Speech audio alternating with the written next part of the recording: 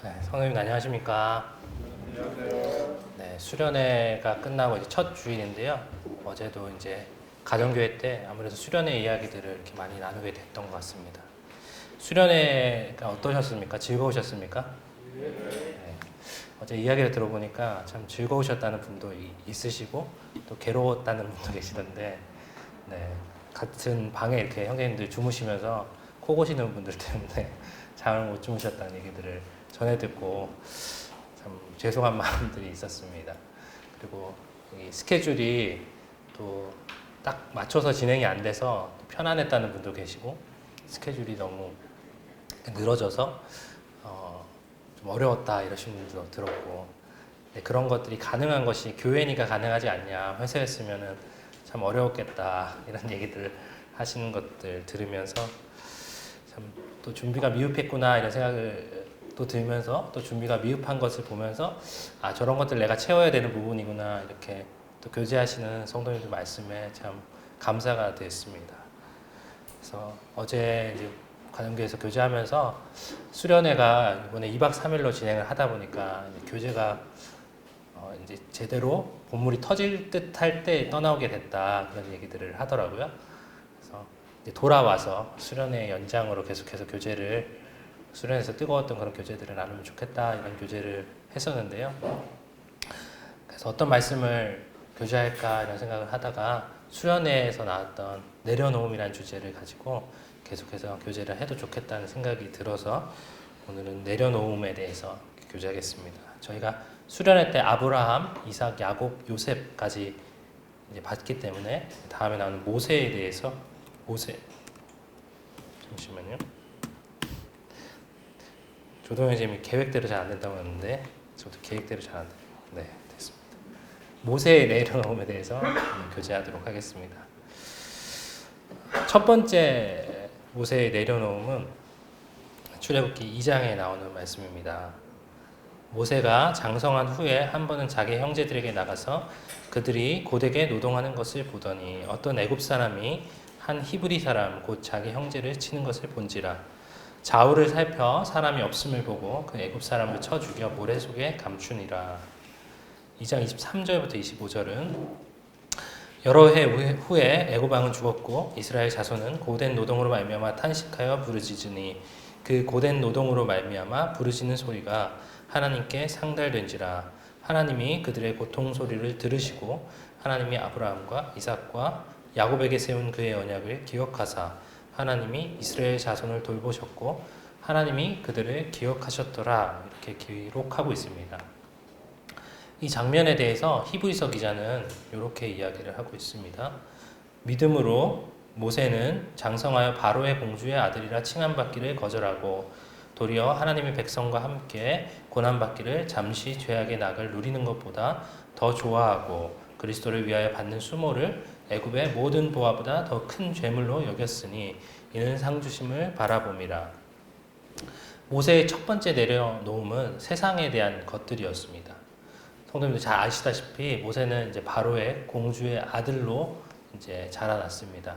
당시 가장 강대국 중에 하나였던 이집트라는 그 나라의 왕자로서 그가 가졌던 모든 것을 포기하고, 여기 히브리서 기자는 그리스도를 위하여 받는 수모를 애굽의 모든 보화보다 더 큰 재물로 여겼다, 이렇게 이야기하고 있습니다. 근데 출애굽기 말씀을 이렇게 보면 모세가 과연 그렇게 한 것인가 좀 의문이 들더라고요. 근데 이제 내용을 좀 살펴보다 보니까 성경에서는 이제 명확하게 기록되어 있지 않지만 어떤 역사들을 이렇게 찾아보니까 이 모세가 이집트 왕자로 쭉 자라면서도 그 어머니 요게벳의 손에서 이렇게 자라도록 하나님께서 은혜를 베푸셨습니다. 요게벳을 통해서 본인이 히브리 사람이라는 거, 그리고 하나님께서 아브라함과 이삭과 야곱에게 그 가나안 땅으로 돌아가라고 분명히 말씀하셨다는 것에 대해서 그가 잘 배웠던 것들을 알 수 있습니다. 그래서 그가 성경에서도 히브리 사람 곧 자기 형제를 치는 것을 본지라 이렇게 이야기하는 것을 볼 때 모세는 본인이 히브리 사람이라는 것을 명확히 이해를 하고 있었습니다. 그래서 어떤 글을 보니까 그렇게 이야기가 나오더라고요. 모세가 이제 이집트 왕자로서 다음 이집트 왕이 되는 어떤 경쟁 구도 가운데 있었는데 그가 이집트 왕이 되면 이 히브리 사람들을 노예로 부려야 되는 그런 위치에 있어야 되잖아요. 그래서 그것이 싫어서 그가 변방으로 이렇게 배치가 된다고 합니다. 그래서 거기서 실제 감독관들이 히브리 사람 노예로 이렇게 치는 모습을 보다가 마음이 너무 분해서 그 감독관을 쳐 죽인 사건이 바로 이 출애굽기 2장에 나오는 말이다 이런 이야기를 듣게 되는데요. 어쨌든 히브리서에 나오는 그 모습을 볼 때 어떤 우발적으로 모세가 이 일을 벌인 것이 아니라 그 마음 가운데 바로의 공주의 아들을 칭함받기를 싫어하고 이 히브리 민족과 함께 하겠다는 그런 마음을 가졌던 것을 우리가 알 수 있습니다. 참 쉽지 않은 결정이었을 것 같아요. 그는 이집트의 왕자로서 모든 것을 누릴 수 있고 그의 명예와 그 권력과 많은 것들을 가지고 있었지만 그 노예들과 함께 한다는 것은 노예가 되는 것이죠. 근데 그럼에도 불구하고 이 성경은 그것에 대해서 그리스도를 위하여 받는 수모다라고 이렇게 평가하는 것을 보게 됩니다. 많은 이 시대의 이제 그리스도인들이 그런 것 같아요. 우리가 하나님을 믿고 예수 그리스도께서 우리를 위해서 돌아가시고 부활하신 것에 대해서 감사하기 때문에 우리가 신앙생활을 하지만 그럼에도 불구하고 그래도 내 삶은 어느 정도 보존이 됐으면 좋겠다. 그래도 내가 어느 정도의 지위와 어느 정도의 부와 어느 정도의 명예를 갖고 살아가면 좋겠다. 이런 얘기들을 이제 종종 듣게 됩니다. 성도님들은 어떠신지 모르겠습니다. 우리가 가진 모든 것, 세상에 가진 것들을 하나님께서 다 내놔라 라고 했을 때 과연 내어드릴 수 있는지 한 두 분의 이야기를 찾아보게 되는데요. 한 분은 지미 카터라는 미국의 39대 대통령입니다. 이분은 재임 시절, 대통령으로 재임하는 그 시절에 한 번도 주의를 빠진 적이 없으셨다고 하더라고요. 그리고 퇴임 후에 그는 카터 재단을 설립하고 봉사활동을 굉장히 열심히 하셨던 것으로 알려졌습니다. 근데 그가 일주일에 5일만 딱 봉사활동을 항상 하는 거예요. 그래서 기자들이 왜 당신은 그렇게 봉사활동에 열심히 하면서 5일만 하십니까? 이렇게 물어보니까 카터가 이렇게 대답했답니다. 나는 주일학교 교사입니다. 하나님의 아이들을 가르쳐야 되기 때문에 돌아가야 합니다. 주일에는. 이렇게 대답했다고 하더라고요. 또 한 분의 이야기를 들려드리겠습니다. 이분은 백화점왕 존 워너메이커라는 분이신데요. 이분이 이제 백화점을 처음으로 만드신 분인데 그것을 통해서 이제 많은 부와 명예를 이제 얻게 됐죠. 그러다 보니까 이제 미국 대통령으로부터 최신부 장관직을 제안을 받았습니다. 근데 워너메이커가 이 장관직을 내가 맡을 수 있는데 한 가지 조건을 대통령께서 허락하시면 제가 이 제안을 받아들이겠습니다 라고 얘기하는데 그 제안이 주말마다 고향인 필라델피아로 돌아가서 주일학교 교사직을 할 수 있도록 해달라. 그래서 그걸 허락해 주시면 제가 이 최신부 장관직을 맡겠다 이렇게 고백을 했다고 하더라고요. 그래서 대통령이 이제 그 조건을 받아들여서 이제 장관으로 재임을 하셨었는데 기자들이 이 주일학교 교사직이 전 세계의 가장 강력한 나라 중에 하나인 미국의 최신부 장관직보다 중요하냐 이렇게 물어보니까 워너메이커는 장관직은 임시직이고 내 부업이지만 하나님께서 맡겨주신 교회학교 교사직은 영원한 직책이고 내 본업입니다 이렇게 고백을 했다고 해요. 그러니까 우리가 어떤 것에 가치를 두고 살고 있는가 한번 돌아봐야 되지 않을까 하는 생각이 듭니다. 과연 이 사회에서 내가 고위직에 명예를 얻고 돈을 많이 벌고 이런 것에 내 마음을 놓고 있진 않은가. 이 모세와 같이 이 두 믿음의 선배들과 같이 참 이 세상 것에 내 가치를 두지 않고 온전히 하나님의 것에 참 가치 있게 이렇게 우리가 살아가고 있는 모습인지 한번 돌아보는 시간들이 되면 좋겠습니다. 모세의 두 번째 내려놓음은 출애굽기 3장에 나옵니다. 잘 아시다시피 그 첫 번째 사건 이후에 모세는 이제 광야로 도망을 가게 되고 거기서 하나님께서 타지 않는 그 떨기나무, 불붙은 떨기나무 가운데 나타나십니다. 그래서 여호와께서 이르시되 내가 애굽에 있는 내 백성의 고통을 분명히 보고 그들이 그들의 감독자로 말미암아 부르짖음을 듣고 그 근심을 알고 내가 내려가서 그들을 애굽인의 손에서 건져내고 그들을 그 땅에서 인도하여 아름답고 광대한 땅 젖과 꿀이 흐르는 땅 곧 가나안 족속 헷 족속 아모리 족속 브리스 족속 히위 족속 여부스 족속의 지방에 데려가려 하노라. 이제 가라. 이스라엘 자손의 부르짖음이 내게 달하고 애굽 사람이 그들을 괴롭히는 학대도 내가 보았으니 이제 내가 너를 바로에게 보내어 너에게 내 백성 이스라엘 자손을 애굽에서 인도하여 내게 하리라. 모세가 하나님께 아뢰되 내가 누구이기에 바로에게 가며 이스라엘 자손은 애굽에서 인도하여 내리이까. 이 말씀을 그냥 우리가 이렇게 읽으면 그냥 이런 일이 있었나 보다 이런 생각이 들잖아요. 한 목사님이 설교 중에 했던 비유가 참 마음에 공감이 돼서 같이 나누고자 하는데요. 이 사건을 현대적으로 풀어보면 어느 날 갑자기 하나님이 우리 앞에 나타나서 야, 너 지금 저기 김정은한테 가가지고 거기 있는 그리스도인들을 데리고 다 나올 수 있도록 김정은의 단판을 지어라 이런 얘기랑 똑같다 그런 얘기를 하더라고요. 가실 수 있으실까요? 지금 당장 북한에 가서 김정은을 만나서 갑자기 내가 여기 있는 그리스도인들 내가 데리고 나갈 테니까 내어주세요 라고 얘기할 수 있을까요? 모세는 지명수배자잖아요. 바로에게 쫓기는. 근데 다시 바로에게 돌아가라는 그런 명령이 하나님께서 주어졌습니다. 사실 참 쉽지 않은 거죠.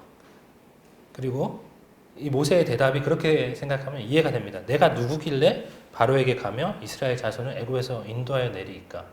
내가 대통령도 아니고 외교부 장관도 아니고 뭐 하물며 한국 기독교 총연합회 회장도 아닌데 내가 왜 그 사람한테 가서 그런 얘기를 해야 됩니까? 라고 모세가 얘기할 수 있지 않았을까 하는 생각이 들더라고요. 그 모세가 잘 아시다시피 이후에 계속 하나님과 이제 이야기를 하게 되는데 이렇게 얘기합니다. 모세가 여호와께 아뢰되 오 주여 나는 본래 말을 잘 하지 못하는 자니이다. 주께서 주의 종에게 명령하시는 후에도 역시 그러하니 나는 입이 뻣뻣하고 혀가 둔한 자니이다. 여호와께서 그에게 이르시되 누가 사람의 입을 지었느냐 누가 말 못하는 자나 못 듣는 자나 눈 밝은 자나 맹인이 되게 하였느냐 나 여호와가 아니냐. 이제 가라 내가 내 입과 함께 있어서 할 말을 가르치리라. 모세가 이르되 오 주여 보낼 만한 자를 보내소서. 그러니까 모세가 자기가 그렇게 대단한 사람이 아니라는 것을 보게 되었죠. 자기가 한번 시도해봤잖아요. 자기가 이스라엘 백성들을 구출해내려고 애를 써봤지만 실패했습니다. 그리고 그는 쫓겨와서 그 젊을 때의 혈기는 다 없어져 버리고 이제 80세의 노인이 돼 버렸습니다. 근데 그때 하나님 말씀이 네가 가서 이스라엘 백성들을 구출해 와라고 말씀이 주어졌습니다. 그때 본인은 그럴 능력이 없잖아요. 내가 40세 때 오히려 힘이 있을 때 이집트의 왕자일 때 하나님께서 그런 명령을 주시고 나를 도우셨다면 내가 그것들을 능히 할 수 있었겠지만 지금은 너무 늙었고 말도 못하고 40년 동안 많은 지식들을 아마 까먹지 않았을까 하는 생각도 드는데 그냥 양을 치는 목동에 양을 치는 양치기에 불과한 자인데 내가 어떻게 그런 일을 할 수 있겠습니까? 주님 보내실 만한 자를 보내십시오. 이렇게 고백할 수밖에 없었는데 하나님께서는 누가 사람의 입을 지었느냐 누가 말 못하는 자나 못 듣는 자나 눈 밝은 자나 맹인이 되게 하였느냐 내가 너와 함께 있겠다 이렇게 말씀하시죠. 그래서 모세는 내가 아니라 하나님을 바라봐야만 하는 문제 가운데 놓였습니다. 내 연약함, 내 부족함을 내려놓아야 되는 그런 상황 가운데 놓이게 되죠. 우리가 교회에서 이제 여러 가지 일들을 맡게 되고 여러 가지 역할들을 얻게 됩니다. 저도 이렇게 형제님께서 강단에서 말씀을 선포하라는 그런 마음들을 나눠주실 때 항상 부담이 됩니다. 젊은 사람이 성경도 잘 모르는 사람이 과연 하나님의 말씀을 이렇게 전하는 것이 합당한 것인가. 그럼에도 불구하고 그 역할들이 제게 주어졌고 하나님께서 저와 함께 하시기 때문에 제가 이것을 할 수 있는 것이죠. 그래서 우리가 교회에서 어떤 역할을 할 때 저는 믿은 지 얼마 되지 않아서 저는 뭐 상황이 여의치 않아서 라고 생각하는 것이 어찌 보면 굉장한 불순종이라는 거죠. 하나님을 무시하는 태도라는 거죠. 하나님께서 그러시잖아요. 누가 그 사람을 지었느냐 누가 그 사람을 훌륭하게 만들었느냐? 내가 말을 잘해서 설교를 할 수 있는 것이 아니라 내가 성경 지식이 많아서 교사가 될 수 있는 것이 아니라 하나님께서 함께 하시는 자면 어떤 일이 있는지 할 수 있고 내가 성경을 잘 알고 말을 잘하고 재주가 많아도 하나님께서 함께 하시지 않는 그 사람은 이 교회 가운데 합당치 못한 것이죠. 히브리서는 이 장에 대해서 이렇게 또 얘기하고 있죠. 믿음으로 애굽을 떠나 왕의 노함을 무서워하지 아니하고 곧 보이지 아니하는 자를 보는 것 같이 하여 참았으며 그 무서운 이집트의 바로 앞에 모세가 당당하게 서서 하나님 말씀을 선포할 수 있었던 것은 자기의 어떠함이 아니라 그 보이지 아니하는 자 여호와 하나님께서 나와 함께 하신다는 것을 알았기 때문에 설 수 있었다라고 히브리서 기자는 평가하고 있습니다. 그래서 우리도 우리 삶 가운데 내가 아니라 나와 함께 하시는 하나님이 얼마나 크시고 강하신지 기억할 때 하나님의 일들을 감당할 수 있는 그런 일꾼으로 사용되어질 수 있으리라고 믿습니다. 세 번째입니다. 세 번째는 내 생각을 내려놔야 되는 그런 상황 가운데 모세가 놓였습니다. 성도님들이 잘 아시는 유월절 사건인데요. 유월절에 하나님께서 어떻게 행해야 되는지에 대해서 그냥 읽었었는데 이번에 말씀을 준비하면서 정리해 보니까 제가 조금 줄였는데도 불구하고 8가지나 하나님께서 요구하셨더라고요. 첫 번째가 가족대로 식구를 위해서 어린 양을 취해야 된다. 두 번째, 어린 양은 흠없고 1년에 수컷이어야 된다. 세 번째, 이달 열 나흘까지 간직해야 되고, 네 번째, 해 질 때 해야 되고, 다섯 번째, 그 피를 그 집 좌우 문설주와 인방에 발라야 되고, 여섯 번째로 그 고기를 불에 구워서 무교병과 쓴 나물과 먹어야 되고요. 그다음 아침까지 남겨두면 안 되고, 허리에 띠를 띠고 발에 신을 신고 손에 지팡이 잡고 그 피 먹어야 된다는 것이죠. 근데 이것이 우리가 이렇게 보면 이렇게 하면 되지라고 생각할 수 있지만 당시에는 아마 말과 말로 이렇게 전달이 됐을 겁니다. 근데 이 중에 한 가지라도 지켜지지 않았다면 아마 그 생명을 보존하지 못했을 것이라고 생각이 됩니다. 그래서 그들은 참 두려운 마음으로 이 말씀을 듣고 말씀을 기억하고 이 말씀대로 이렇게 행했습니다. 근데 생각해 보면 말도 안 되는 일 아닌가요? 오늘 밤 강도가 네 집 와서 네 큰아들을 죽일 건데 양을 잡아먹고 문에다 피를 바르면 강도가 안 들어올까요? 말도 안 되는 얘기잖아요. 근데 하나님 말씀이기 때문에 이들은 순종해야만 하는 사건이 벌어졌습니다. 이후에도 똑같은 일들이 벌어지죠. 불뱀한테 물렸는데 하나님께서 노뱀을 만들어서 장대에 달고 그 노뱀을 쳐다보면 살 거다. 근데 불뱀에 물리면 빨리 치료를 하고 독을 빼내야 되는데 노뱀을 쳐다봐야 된다고 하나님께서 말씀하셨고 그 노뱀을 쳐다본 사람만 살아나게 됩니다. 그래서 모세는 내 생각, 내 합리 그런 것들을 내려놓고 하나님 말씀 가운데 순종하는 그런 문제 가운데 놓였고 본인의 생각을 내려놓고 하나님 말씀 가운데 순종했을 때 이스라엘 백성의 장자들을 살리는 그런 역사를 이제 경험하게 됩니다. 그리고 뒤에 있었던 불뱀 사건에서도 그렇게 이스라엘 백성들을 다 죽지 않고 살아나는 경험들을 하게 되죠. 그래서 우리도 우리 생각을 내려놓고 하나님 말씀을 보고 그 말씀 가운데 순종해야 됩니다. 하나님 말씀에 너희는 먼저 그의 나라와 그의 의를 구하라. 그리하면 모든 것을 너에게 더하시리라. 예전에 믿지 않던 어른들이 그런 얘기 하잖아요. 교회 가면 떡이 나오냐, 뭐가 나오냐 이런 얘기를 하시잖아요.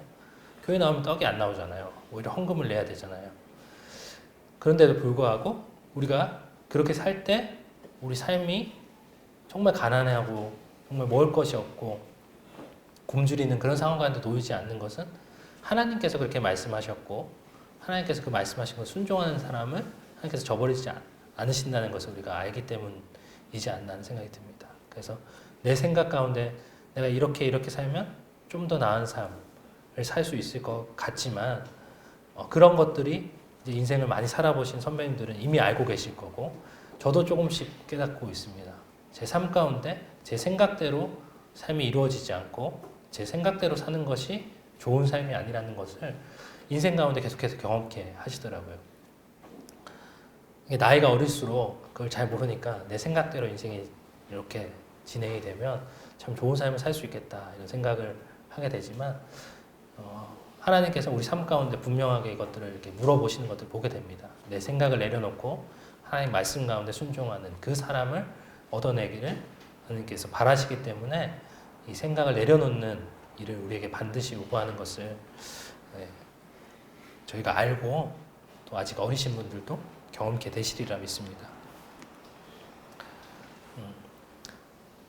여기서 이제 히브리서는 믿음으로 유월절과 피 뿌리는 예식을 정하였으니 이는 장자를 멸하는 자로 그들을 건드리지 않게 하려 한 것이며 믿음으로 그들은 홍해를 육지같이 건넜으나 애굽 사람들은 이것을 시험하다가 빠져 죽었으며. 혹시 밑에 제가 찬양 가사를 하나 썼는데 이 찬양 아시나요? 제가 주일학교 때 많이 불렀던 찬양인데 홍해 어떻게 건넜나 라는 찬양인데요. 홍해 어떻게 건넜나? 헤엄쳐서 아니, 배 타고 아니, 날아서 아니, 걸어서 아니, 뛰어서 아니, 어떻게 건넜나? 주 하나님의 능력으로 강하고 급한 바람이 불어서 바다는 길을 열어서 저들은 건넜다. 이런 찬양인데요. 홍해가 앞에 딱 닥치고 뒤에 이집트 군대가 쫓아오는데 어떻게 건너겠습니까? 배 타고 건너든지 아니면 헤엄쳐서 건너기에는 좀 쉽지 않겠지만 어쨌든 이렇게 죽으나 저렇게 죽으나 마찬가지니까 헤엄쳐서 건너기라도 해야 되지 않았나 하는 생각을 하지만 하나님께서는 그 생각을 버리고 지팡이를 들어서 딱 앞을 가리키니까 물이 쫙 갈라지고 그 가운데 건널 수 있게 되었던 거죠. 그래서 이런 여러 가지 사건들을 통해서 하나님께서 이스라엘 백성들에게 내 생각을 내려놓는 그런 훈련들을 하셨던 것을 볼 수 있습니다. 네 번째입니다. 사람을 의지하는 마음을 내려놓게 하셨습니다. 그가 입이 둔한 자입니다. 하나님 보낼 만한 자를 보내십시오. 이렇게 얘기했을 때 하나님께서 네 형 아론이 있지 않느냐. 그 아론이 네 입을 대신할 것이다 하고 아론을 보내게 됐죠. 그래서 여러 가지 사건들을 경험합니다. 10가지 재앙을 이집트 가운데 내리고 홍해 물을 가르고 나오고. 근데 그렇게 의지했던 그 아론이 그 형이 이 이스라엘 모든 백성들을 이 죄 가운데 빠지게 한 것이죠. 이 모세가 아론에게 이르되 이 백성이 당신에게 어떻게 할기에 당신이 그들을 큰 죄에 빠지게 하였습니까? 이렇게 얘기하죠. 그리고 맨 마지막 줄에 보면 모세가 본즉 백성이 방자하니 이는 아론이 그들을 방자하게 하여 원수에게 조롱거리가 되게 하였습니다. 그러니까 물론 이스라엘 백성들이 아론에게 먼저 요구를 했지만 성경은 아론이 그들을 방자하게 했다 이렇게 표현하고 있습니다. 그가 그렇게 믿었던 어떤 믿음의 동역자, 그가 그렇게 믿었던 이 혈육 아론이 오히려 이 하나님의 그런 행진 가운데 회방을 놓는 존재가 되어버렸던 것을 보게 되죠. 그래서 이걸 통해서 모세는 아론도 아니고 미리암도 아니고 오직 여호와 하나님만 내가 의지할 뿐이구나 하는 것들을 깨닫게 하셨던 것 같습니다. 다섯 번째입니다. 다섯 번째, 내 계획을 내려놓게 하십니다. 여기 지도를 보시면 출애굽 경로인데요. 여기가 이제 이집트입니다. 이집트에서 이렇게 나와서 시내산으로 갔다가 이렇게 올라가는 과정인데 잘 아시다시피 가데스 바네아에서 이렇게 들어가는 것이 모세의 계획이었습니다. 그런데 여기서 이제 정탐꾼 사건이 나면서 이쪽으로 들어가지 못하고 이렇게 올라가려고 했었거든요. 근데 길이 이상하게 갔죠. 이렇게 다시 내려왔다가 다시 이렇게 올라가는 것이 보입니다. 그래서 이 가데스 바네아에서 있었던 정탐꾼 사건은 성도님들이 잘 알고 계시리라 생각이 들어서 다음 사건에 대해서 왜 이들이 이렇게 올라가지 못하고 이렇게 내려왔는지에 대해서 교제를 하겠습니다. 모세가 이 가데스에서 아까 보셨다시피 에돔과 모압을 지나서 이제 가나안 땅으로 들어가려는 계획을 세웠습니다. 그래서 에돔 왕에게 이제 사신을 보내서 이 편지를 써서 보냈습니다. 우리에게 당신의 땅을 지나가게 하소서. 우리가 밭으로나 포도원으로 지나가지 아니하고 우물물도 마시지 아니하고 왕의 큰 길로만 지나가고 당신의 지경에서 나가기까지 왼쪽으로나 오른쪽으로나 치우치지 아니하리이다 한다고 하라 이렇게 사신에게 전했는데 에돔 왕이 대답하되 너는 우리 가운데로 지나가지 못하리라 이렇게 얘기하고 오히려 많은 백성을 거느리고 나와서 강한 손으로 그들이 이 에돔 땅 가운데 들어가지 못하도록 이제 막게 됩니다. 이 에돔은 잘 아시다시피 에서의 후예입니다. 어찌 보면 이스라엘과 형제인 국가죠. 근데 그럼에도 불구하고 내가 아무것도 건드리지 않고 지나만 가겠다. 근데 그것도 이제 허락하지 않게 되죠. 그것 때문에 이제 모세와 이스라엘 백성들은 아까 보셨다시피 이렇게 올라가지 못하고 이렇게 돌아 내려오게 됩니다. 그리고 이렇게 허락을 받지 못했기 때문에 에돔 땅으로 지나가지 못하고 그 길이 아닌 다른 옆길로 에돔 변방을 따라서 이렇게 가다 보니까 거기서 뱀이 나온 거죠. 그게 바로 불뱀 사건입니다. 이 길로 가지 않고 막 이상한 아마 숲풀 같은 데를 지나가지 않았을까 싶은데 그러니까 본인이 생각했던 그 계획 처음에 가데스바네아에서 이렇게 들어가면 되겠다는 계획도 무너졌고 에돔을 통해서 지나가겠다는 계획도 무너졌고 그럼 모든 계획이 다 무너진 상황이었습니다. 그래서 이런 모든 계획을 다 내려놓게 하나님께서 하시더라고요. 내가 세웠던 계획, 내가 세웠던 어떤 모든 그런 것들을 내려놓을 때 진짜 하나님만 의지하게 만드시는 것 같습니다. 그래서 저는 이 내려놓음이라는 주제를 보면서 사실은 내려놓음보다 내려놓게 하심이 더 정확한 표현이 아닐까 그런 생각이 들더라고요. 그래서 인생 가운데 하나님께서 내가 꽉 쥐고 있었던 것들을 하나 둘 이렇게 내려놓게 하시는데 그것들을 내려놓을 때 우리가 참 하나님만 붙들고 하나님만 의지하는 그 사람, 참 사람을 하나님께서 얻어내시기 위해서 그렇게 하시지 않나 그런 생각이 들었습니다. 그래서 우리 가운데 이런 여러 가지 하나님께서 갈등의 사건들을 주실 때 우리가 빨리 내려놓으면 그것들이 이제 편안해지는 것이죠. 근데 그것들을 꽉 쥐고 있으면 하나님께서 내려놓을 때까지 하나님께서 그 문제를 다루시는 것들을 이제 보게 됩니다. 이 내려놓음이라는 단어가 한때 굉장히 유행했던 이유가 몽골에 선교사로 갔던 이용규 선교사라는 분이 내려놓음이라는 책을 지으면서 그게 베스트셀러가 되면서 너도 나도 내려놔야 된다 이런 얘기들을 이제 많이 하게 됐었는데요. 그 책 내용이 제가 전체가 다 기억이 안 나는데 그 책에서 나오는 한 가지 일화가 되게 인상이 깊었어요. 그러니까 이 내려놓음이라는 그 단어를 그분이 이제 책 제목으로 쓰셨던 어떤 일화기도 한데 아들을 데리고 이제 슈퍼를 갔는데 아들이 어떤 자기가 사고 싶은 아마 과자 같은 걸 샀대요. 그래서 그걸 줘야 계산을 하고 다시 주잖아요. 근데 그거를 안 뺏기려고 절대 안 놓는 거예요.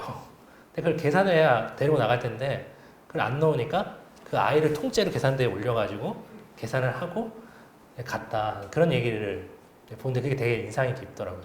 그래서 몇십 년 전에 읽었던 책인데 굉장히 기억에 아직도 남아 있습니다.